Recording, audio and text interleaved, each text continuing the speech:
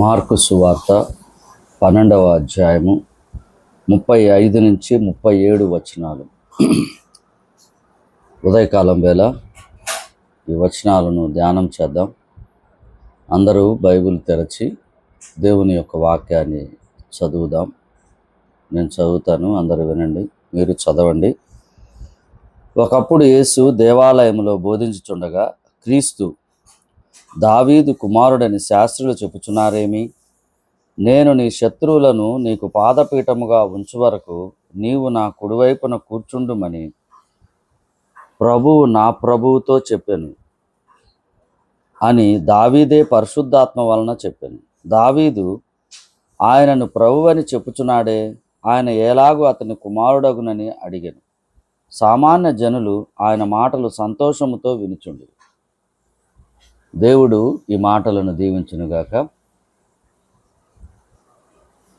చదవబడినటువంటి ఈ యొక్క వాక్యములో మనం చూసినట్లయితే, ఇదే 12వ అధ్యాయంలో ముందుగా మరి ప్రభువు శాస్త్రులతో ప్రధాన యాజకులతో తర్కము జరుగుతున్నట్లుగా మనం గమనించవచ్చు. ఆయా సందర్భాలలో ఆ జరుగుతున్నటువంటి క్రమంలో పునరుద్ధానం గురించి కానీ, ఆజ్ఞల గురించి కానీ, అలాగే అనేక విషయాల గురించి అక్కడ తర్కం జరుగుతూ చివరిగా ఇక్కడికి ప్రభువే వారిలో ఉన్నటువంటి ఒక అజ్ఞానాన్ని జ్ఞానవంతంగా చేయటానికి, లేదా ఆ అజ్ఞానాన్ని సరిచేయటానికి మరి మాట్లాడినట్టుగా గమనించవచ్చు. వారితో మరి వారికి తెలియచేయటానికి ప్రయత్నం చేసినట్టుగా గమనించవచ్చు. ఏం చెప్తున్నాడు ఇక్కడ మనం గమనించినట్లయితే, ప్రాముఖ్యంగా యూదులు ఏమని బోధ చేస్తారు అంటే, క్రీస్తు మెస్సియా దావీదు కుమారుడుగా వస్తాడు, దావీదు కుమారుడు అని బోధించేవారు. మెస్సియా వస్తాడు, ఆయన దావీదు కుమారుడు. రెండవది ఏంటంటే, వాళ్ళకున్నటువంటి వెనకున్నటువంటి ఆ దావీదు గురించి కానీ, సౌలు ఇవన్నీ చూసినప్పుడు వాళ్ళకి దావీదు వలె మమ్మల్ని ఇతర రాజుల నుంచి మమ్మల్ని రక్షిస్తాడు, లేదా అప్పుడున్నటువంటి రోమీయుల పరిపాలన నుంచి, వారి యొక్క హస్తముల నుంచి మమ్మల్ని కాపాడి, యుద్ధము చేసి కాపాడి, అంటే గుర్రము, కత్తి, డాలు, కత్తితో డాలుతో గుర్రం ఎక్కి ఆయన వారిని యుద్ధము చేసి మమ్మల్ని రక్షించి మాకు రాజ్యాన్ని కట్టపెడతాడు, అలాగనే మాకు రాజుగా ఉంటాడు అనేటువంటి ఒక ఆలోచనలో వారు ఉన్నారు. ఆ అభిషక్తుడిని ఆ విధంగా, ఆ మెస్సీను ఆ విధంగా చూస్తూ ఆ విధమైనటువంటి బోధ చేస్తూ ఉంటారు రబ్బీలు కానీ, ఎవరైనా కానీ. అయితే ఇక్కడ ప్రభువే ఏం చేస్తున్నాడంటే, ఒక విషయాన్ని వారి ముందుకు తీసుకొని వచ్చాడు. ఏమనంటే, 110వ కీర్తన 1వ చరణంలో అక్కడ రాయబడినటువంటి విషయం ఇప్పుడు చదువుతుంది. నేను నీ శత్రువులను నీకు పాదపీఠముగా ఉంచు వరకు నీవు నా కుడివైపున కూర్చుండమని ప్రభువు నా ప్రభువుతో చెప్పాను. ప్రభువు నా ప్రభువుతో చెప్పాను. నా ప్రభువు అంటే యేసుక్రీస్తు ప్రభువు, మెస్సియా. ప్రభు అంటే దేవుడు, అంటే దేవుడు నా ప్రభువుతో చెప్పాను, లేదా ప్రభువుతో చెప్పాను. మరి అదేంటి అని ఆయన ప్రశ్న వేశాడు. మరి అక్కడ ప్రభు ఎవరు? దావీదు కుమారుడు అంటే మెస్సియాని మరి ప్రభు అని దావీదు ఎలా అంటాడు? అంటే ఇక్కడ ప్రభువుని మనం దేవుని యొక్క వాక్యాన్ని గమనించినట్లయితే, ప్రభు యొక్క ఉద్దేశం ఏంటంటే, వారిలో ఉన్నటువంటి ఒక ఆలోచన, లేకపోతే ఆ అజ్ఞానవంతమైనటువంటి ఆలోచనని సరిచేసి జ్ఞానవంతంగా చేయటానికి ఆయన ప్రయత్నం చేస్తున్నాడు. ఆయనే ప్రశ్న వేసి, ఆయననే లేఖనములను గుర్తు చేసి, మరి అక్కడ రాయబడింది ఏంటి, దాని యొక్క ఉద్దేశం ఏంటి అంటే, ఇక్కడ మనం తెలుసుకోవాల్సిన విషయం ఏంటంటే, యూదులు అప్పటిలో ఉన్నటువంటి వారికి, వారి ఆలోచన సరళి యుద్ధము, కత్తి, ఇతర రాజులను చంపివేయటము, వారికి రాజ్యాన్ని రాజ్యములోనికి తీసుకొనటము, రాజ్య అధికారముతో ఉన్నటువంటి రారాజుగా చూస్తున్నారు ఆయన్ని. రాజ్య అధికారముతో ఉన్నటువంటి రారాజుగా. అయితే ఆయన మానవత్వానికి గుర్తుగా మానవుడిగా భూమి మీదకి రావటానికి ఏర్పాటు చేసుకున్నటువంటి మార్గములో దావీదు కుమారుడిగా భూమి మీదకి వచ్చాడు. కేవలం వారు ఆ విధంగా మాత్రమే చూస్తున్నారు, కానీ ఆ దావీదు కుమారుడుగా రాబడినటువంటి ఆ మెస్సియా దైవత్వము కలిగినటువంటి వాడని, దేవునితో సమానుడని, దైవత్వంలో ఉన్నవాడని వారు ఎరగకున్నారు. వారి యొక్క చూపు, వారి యొక్క ఆలోచన, వారి యొక్క జ్ఞానం ఎలా ఉన్నదంటే ఆ భూ సంబంధమైనదిగా, అక్కడ ఉన్నటువంటి పరిస్థితులకు అనుగుణంగా ఉన్నది. కానీ దేవుడు అంతగా తెలియచేసినప్పటికీ వారు గ్రహించలేనటువంటి స్థితిలో ఉన్నారు. గ్రహించలేనటువంటి స్థితిలో ఎందుకు ఉంటారు తెలుసా? గ్రహింపు కలిగి ఉండటానికి వీలు లేనటువంటి పరిస్థితుల్లో వారి యొక్క ఆలోచనలు, క్రియలు, మాటలు భూ సంబంధమైనవిగా ఉండటం వలనే ఆత్మ సంబంధమైన విషయాలు వాళ్ళు గ్రహించలేకున్నారు. వీటి మీద ఎక్కువగా ఆలోచన ఉంది వాళ్ళకి.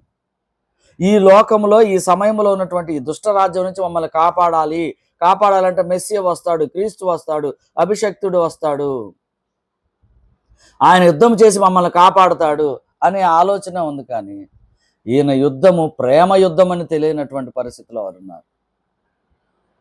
యుద్ధము చేసేటువంటి రాక్షసత్వం మనస్తత్వాన్ని తీసివేసి కత్తి, డాలు, గుర్రము అవసరం లేనటువంటి ప్రేమ కలిగినటువంటి ప్రేమామూర్తి వచ్చి ఒక అపవాదికి సంబంధించినటువంటి కరుడుగట్టినటువంటి మనిషిని చంపేటువంటి హృదయములో నుంచి మనిషి ప్రేమించేటువంటి ప్రేమను పుట్టించడానికి వచ్చినటువంటి ప్రేమ రాజ్యములో వారిని తీసుకెళ్తాడని వారు గ్రహించలేకున్నారు. అంతేకాకుండా ఆయన దైవత్వము కలిగినటువంటి వాడని వారు గ్రహించలేకుండా. యేసుక్రీస్తు ప్రభువులో 2 గుణాలు ఉన్నాయి. సంపూర్ణ మానవుడు, సంపూర్ణ దేవుడు. 2 ఉన్నాయి ఆయనలో. మానవత్వం సంపూర్ణంగా ఉన్నది, దైవత్వం సంపూర్ణంగా ఉన్నది. అది గ్రహించలేనటువంటి పరిస్థితిలో ఉన్నారు. ఇంకా చూసినట్లయితే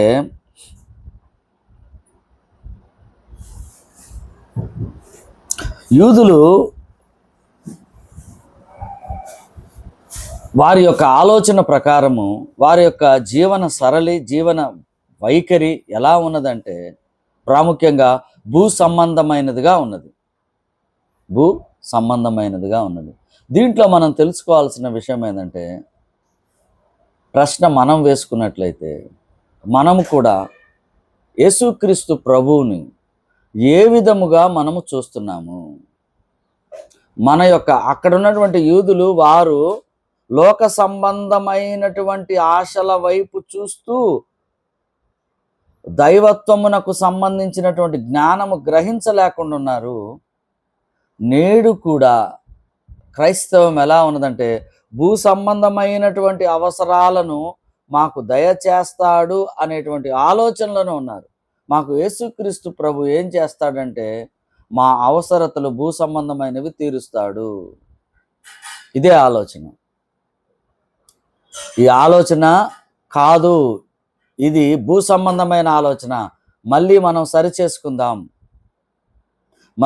సరిచేసుకుందాం. ప్రభువు దీనికి ముందే చెప్పాడు. ఏమని? పూర్ణ ఆత్మతో, పూర్ణ సత్యముతో, మరి పూర్ణ హృదయముతో ఆయన్ని ప్రేమించండి అని చెబుతూ నిన్ను వలే నువ్వు పొరుగు వారిని ప్రేమించండి అన్నాడు. అదే ప్రేమ రాజ్యం. ఆ రాజ్యములో రారాజు ప్రభువే. ఆయన రాజ్యములో మనల్ని పాలిభాగస్తుడిగా చేశాడు. దేని ద్వారా? ప్రేమ ద్వారా, తన త్యాగము ద్వారా, తన సర్వస్వాన్ని అర్పించటం ద్వారా. అదే యుద్ధము. అపవాది మీద యుద్ధము, నేర ప్రవృత్తి అనేటువంటి స్వభావం మీద యుద్ధము, అసూయ మీద యుద్ధము,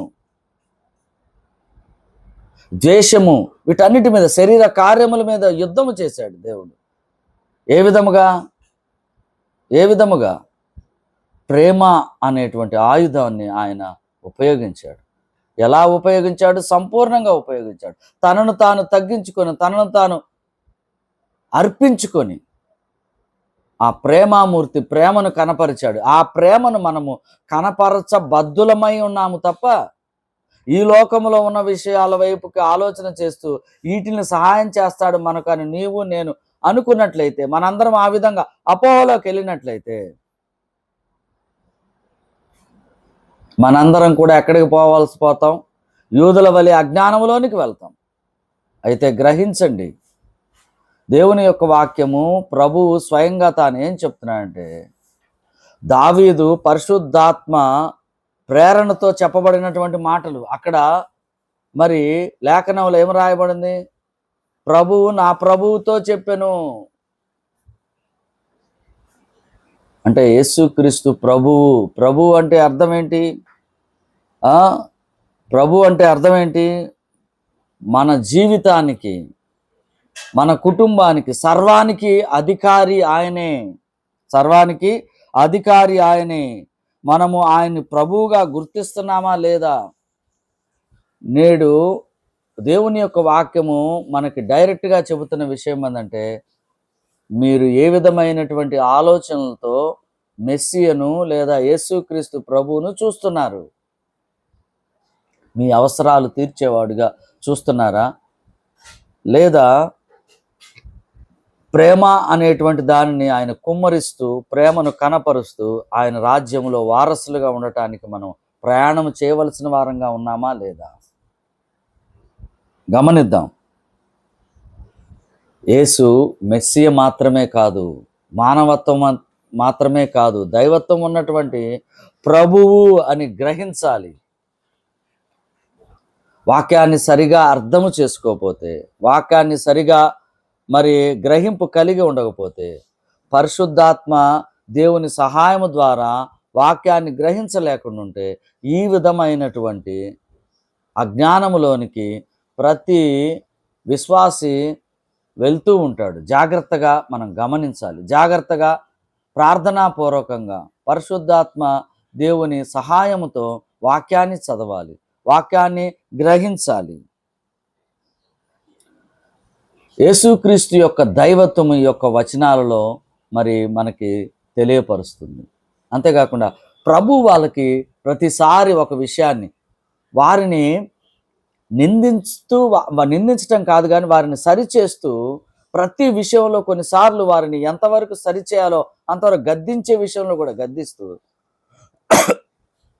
వారికి బోధ, వారి అజ్ఞానాన్ని విడగొట్టడానికి, సరిచేయటానికి ఆ బోధను బోధిస్తున్నాడు. ఎంతో ఓపికతో, ఎంతో ఆయనే ప్రశ్న వేసి ఆయనే సరిచేస్తాడు. ఇదిగో ఇక్కడ మరి తండ్రి అయినటువంటి దావీదే ప్రభు అని ఎలా అన్నాడు? యేసుక్రీస్తు ప్రభు అంటే ఆయన దైవత్వం కలిగినటువంటి వాడు. అంత మాత్రమే కాదు, ఆయన ముందుగా ఉన్నవాడు. మీరేమనుకుంటున్నారు? నేను వడ్లవాని కుమారుడు కాదా అని అనుకుంటున్నారు. లేదు లేదు, నేను అబ్రహాము పుట్టక ముందే ఉన్నవాడను, ఆది సంభూతుడును. నా మహత్తు గల మాట చేత సర్వాన్ని సృష్టించి వీటన్నిటినీ నేనేం చేస్తున్నాను? హ్యాండిల్ చేస్తున్నాను. నా ద్వారానే ఇవన్నీ కలిగినాయి, నా కోసమే కలిగినాయి. కొలస్సీ పత్రికలో చెప్పబడినట్లుగా.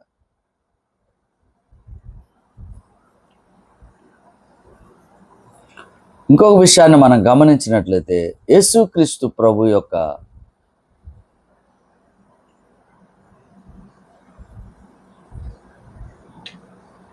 ఆయన యొక్క జీవన విధానాన్ని మనం చూసినప్పుడు, ఆయన చేసినటువంటి ఆలోచనలు, క్రియలు ఇవన్నీ చూసినప్పుడు, మనం చదువుతున్నప్పుడు, ఆనాడున్న యూదులు గ్రహించలేదు, ఈనాడున్న క్రైస్తవులు గ్రహించలేదు. ఇంకో విషయం ఏంటంటే, పరిశుద్ధ గ్రంథం మొత్తము చదివితే ఖచ్చితంగా ఆయన ఈ పరిశుద్ధ గ్రంథములో ఉన్నటువంటి ప్రతి ఒక్కటి కూడా యేసుక్రీస్తు ప్రభువులోనే నెరవేరినట్టుగా మనం గమనించవచ్చు. ప్రతి ఒక్కటి కూడా ఆయనలోనే నెరవేరినాయి. బైబిల్ గ్రంథానికి కేంద్ర బిందువు ఎవరు అంటే యేసుక్రీస్తు ప్రభు. ఆయన కోసం రాయబడింది, ఆయనను ప్రత్యక్షపరచటానికి యొక్క వాక్యం మనకి ఆయన దగ్గరికి తీసుకువెళ్తుంది. ఇంకొకటి ఏదంటే, దేవుని యొక్క రాజ్యము నీ నా అంచనాలకు తగినట్టుగా ఉండదు, మించి ఉంటుంది. నీ నా ఆలోచనలు, మన ఆలోచనలు ఎలా ఉంటాయంటే ఈ లోక సంబంధమైనవిగా, అజ్ఞానముతో కూడినటువంటివిగా ఉంటాయి, అంధత్వములో ఉంటాయి. మనము ఎప్పుడైతే దేవుని యొక్క వాక్యాన్ని ఆత్మ నడిపింపులో గ్రహింపు కలిగి ఉంటామో మన ఆత్మీయ నేత్రములు తెరవబడి ఆయనను చూడగలగటానికి కావలసినటువంటి వాక్యము మన హృదయాలలో నుంచి ఉప్పొంగుతుంది, మనకు అర్థమవుతుంది. ఆయన వైపుకు చూస్తాము, ఆయన యొక్క మార్గములో నడుస్తాము, ఆయనను ప్రేమిస్తాము, అదేవిధంగా ఇతరులను కూడా ప్రేమిస్తాము. దీన్ని బట్టి మనకు కావలసినటువంటి విషయం ఏంటి? యేసుక్రీస్తు ప్రభు యొక్క గురించినటువంటి మనకున్నటువంటి జ్ఞానము సంపూర్ణంగా ఉండాలి, అసంపూర్ణంగా ఉండటానికి వీల్లేదు. అసంపూర్ణంగా ఉంటే జీవన విధానములో మార్పు వస్తుంది, అనుమానం ఉంటుంది, నమ్మకం ఉండదు, విశ్వాసం ఉండదు. సంపూర్ణమైన విశ్వాసము కాకుండా అసంబద్ధమైన అసంపూర్ణమైనటువంటి విశ్వాసముతో ప్రభువును మనం వెంబడిస్తాము. తద్వారా వచ్చేటువంటి ఫలితార్థం ఏంటయ్యా అంటే అసంపూర్ణమే, సంపూర్ణం కాదు. ఆనాడు యూదులు చేసినటువంటి క్రియలే నేడు క్రైస్తవంలో కూడా జరుగుతున్నాయి, మనం గమనించాలి. ఆనాటి యూదులు ఏమన్నారు? ఆయన్ని కేవలం చారిత్రక పురుషుడుగా, ఈనాడు క్రైస్తవంలో అన్యులు కూడా అన్నారు ఆయన చారిత్రక పురుషుడు, చారిత్రక పురుషుడు అని. ఆయన దైవత్వం కలిగినటువంటి ప్రభు అని, రాజులకు రాజు అని, ప్రభువులకు ప్రభు అని గ్రహించలేకుండా ఉన్నారు.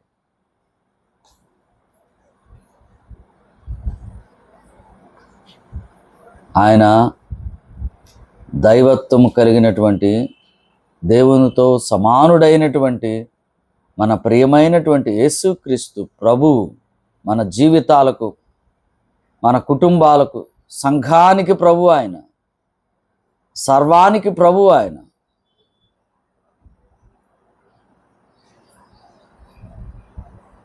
ఆయన సంపూర్ణ మానవుడు, సంపూర్ణ దైవత్వము కలిగినటువంటి దైవాంశ సంభూతుడు, మనం గ్రహించాలి. నేటి క్రైస్తవంలో మన ప్రశ్న వేసుకుందాం, నేడు క్రైస్తవంలో ఏ విధమైనటువంటి ఆలోచన కలిగి మనం ఉన్నాము? ఆనాటి యూదులు, మరి ఈనాడు మనకి ఆ యొక్క విషయము మన ముందుకు వచ్చింది అంటే నీవు నేను మనమందరము ఆయన మన అవసరాలు తీర్చేటువంటి ప్రభువుగా చూస్తున్నామా, దైవత్వము కలిగినటువంటి ప్రభువుగా చూస్తున్నామా? అసలు మన జీవితాలకు ఆయన ప్రభువేనా? మన కుటుంబాలకు ప్రభువేనా? మన సంఘానికి ప్రభువేనా? ఈ లోకములో ఉన్న ఆశలు తీర్చటానికి వచ్చినటువంటి వాడా? నేటికి మందిరాలకు వెళ్తున్నారు, ఆయనకు ప్రార్థన చేస్తున్నారు, కానీ ఆయన దేవుడుగా అంగీకరించినటువంటి అనేక మంది క్రైస్తవులు ఉన్నారు. కొంతమంది అయితే ఆయన 3వ దినము లేచాడు, పునరుద్ధానుడయ్యాడు అని కూడా అనుమానముతో ఉన్నటువంటి క్రైస్తవులు ఉన్నారు. మరి వారి యొక్క స్వభావం ఎలా ఉందంటే అంధత్వంలో ఉంది. ఎందుకంటే వారు మాకు కావలసినటువంటి అవసరతలు తీర్చేటువంటి దేవుడు అనేటువంటి విధంగా ఉన్నారు. మాకున్నటువంటి దేవుళ్ళో ఒకడు, ఆయన దగ్గరికి వెళ్తే మాకు కలిసి వస్తుంది, ఆయన దగ్గరికి వెళ్తే మాకు సహాయం చేస్తాడు అనేటువంటి ఆలోచనలోనే ఉన్నారు. కానీ ఆయన మనల్ని రక్షించి మన పాపములను తీసివేసి ఆయన రాజ్యములో పాలిభాగస్తులుగా ఉంచుతూ అపవాది నుంచి మనం రక్షించినటువంటి రక్షకుడు, రక్షణ భాగ్యాన్ని అందించినటువంటి తేజోమయుడు అని గ్రహించలేనటువంటి పరిస్థితిలో నేటి క్రైస్తవం ఉన్నది. వాక్యము చదువుతున్నారు కానీ, వింటున్నారు కానీ గ్రహింపు లేకుండా ఉన్నారు. గ్రహింపు కొంతవరకు కలిగి ఉంటే దానిని అనుసరించని వారుగా ఉన్నారు. వీటన్నిటికీ కారణం ఒకటే, లోకములో ఉన్నటువంటి ఆశలు, లోకములో ఉన్నటువంటి అవసరతలు, వాటి మీద మగ్గిపోతున్నటువంటి క్రైస్తవం. ఆనాడు యూదా జనాంగం కూడా ఆ విధంగానే ఉంది. ఆ విధమైనటువంటి ఆలోచనలతోనే ప్రభువును చూశారు, రక్షకుణ్ణి అలాగనే చూశారు, మెస్సీని అలాగనే చూశారు. మమ్మల్ని కాపాడతాడు అంటే రోమా సామ్రాజ్యం నుంచి కాపాడతాడని, రోమా యొక్క మరి బందీలుగా ఉన్నటువంటి మనల్ని విడిపిస్తాడు అనేటువంటి ఆలోచన కలిగి ఉన్నారు. అందుకనే ప్రభువును సక్రమంగా సరైన పద్ధతిలో వాళ్ళు ఎరిగి ఉండలేదు కాబట్టి ఆయనను సిలువ వేయటానికి సిద్ధపడ్డారు.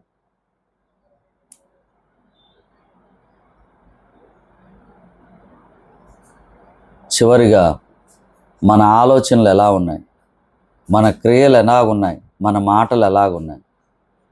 మనము యేసుక్రీస్తును ప్రభువుగా మనం చూస్తున్నామా?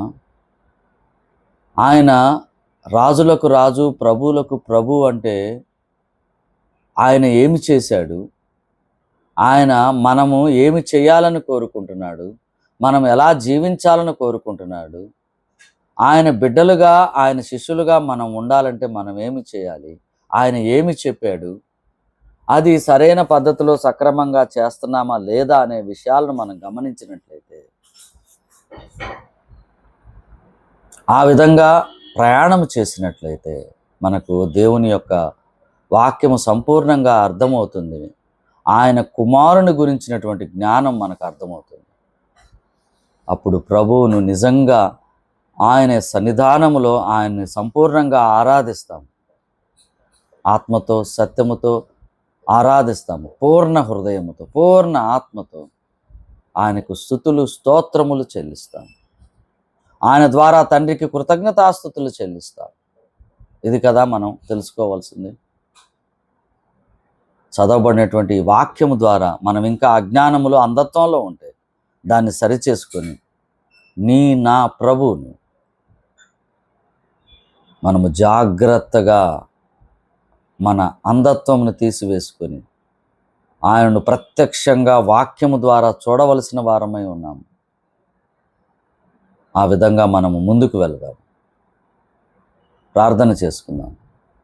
కృపా కనికరం కలిగిన మా దేవా, మా తండ్రి, స్తోత్రము నాయన. ఉదయకాలం వేళ మీ పాద సన్నిధానంలో మరొక మారు మిమ్మల్ని జ్ఞాపకం చేసుకొని స్తుతించడానికి మీరు ఇచ్చిన కృపకై స్తోత్రము నాయన. ఈ సమయంలో మిమ్మల్ని స్తుతిస్తున్నాం, మహిమపరుస్తున్నాం. మీరు ఇచ్చిన వాక్యము మమ్మల్ని ఎంతగానో ప్రేరేపించింది, మమ్మల్ని సరిచేసింది. స్తోత్రము నాయన. అవును నాయన, ఆనాటి యూదులు ఏ విధముగా అయితే నాయన లోకయుక్తమైనటువంటి ఆశల వైపు ఎడవబడుతూ మరి మీ కుమారుని గ్రహించలేకున్నారు. ఈనాటి క్రైస్తవం కూడా సరైన పద్ధతిలో సక్రమంగా ఆ విధముగా మరి ఆయనను గుర్తించలేకుండా నాయన లోక సంబంధమైనటువంటి ఆలోచనలతో ఆయన్ను చూస్తున్నప్పుడు నా తండ్రి, మా దేవా నాయన, మా అవసరాలు తీర్చేటువంటి దేవుడిగా వారు చూస్తున్నారు. తండ్రి నాయన, గ్రహింపు కలిగినందుకు స్తోత్రము తండ్రి. మాతో మీరు మాట్లాడినందుకు స్తోత్రం. మాకు ఇచ్చినటువంటి రక్షణకై స్తోత్రం. మమ్మల్ని పేరు పెట్టి పిలిచి మీ సొత్తుగా చేసుకున్నందుకు స్తోత్రము చెల్లిస్తూ ఈ దినమంతట్లో మీ కృపలోన మమ్మల్ని భద్రము చేయమని, మా మాటలు, ఆలోచనలు, క్రియలు మీవైనట్లుగా సాయం చేయమని, తిరిగి సాయంత్రం వేళ మీ సన్నిధానములో నాయన కుటుంబంగా చేరి మిమ్మల్ని స్తుతించే గొప్ప భాగ్యాన్ని దయచేయమని, ప్రతి విషయంలో మీరే మహిమ పొందమని, మా బంధువులు, రక్త సంబంధికులు, అన్నదమ్ముల కుటుంబాలు, అక్కచెల్లి కుటుంబాలను అందరినీ ఆశీర్వదించి నడిపించి బలపరచమని మా ఈ ప్రార్థన మీ పాదముల చెంత మీ ప్రియ కుమారుడు, మందరి ప్రియ రక్షకుడైన ప్రభువైన క్రీస్తు వారి ఘనమైన పరిశుద్ధమైన నామములో అడిగి వేడుకుంటున్నాము తండ్రి. ఆమేన్.